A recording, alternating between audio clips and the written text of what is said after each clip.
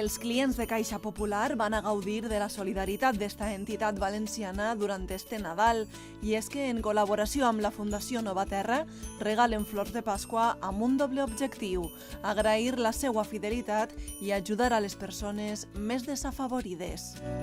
Este año hemos colaborado con Novaterra y les hemos adquirido lo de las plantas, dando los donativos las usamos para decorar nuestras oficinas, que están preciosas, como podéis ver, y luego se las vamos a dar a los clientes como obsequio de Navidad.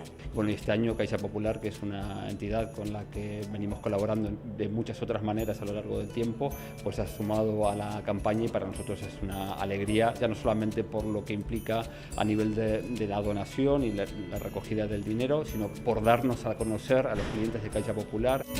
Una iniciativa que per a Caixa Popular suposa molt més que regalar una planta. Els permet diferenciar-se d'altres entitats.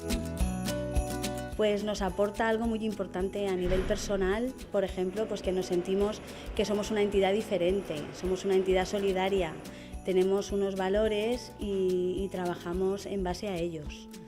Y todo eso nos hace que todo nos vaya mucho mejor. En total s'han adquirit 2.300 d'estes plantes, amb les quals ajuden d'una manera molt important a Nova Terra.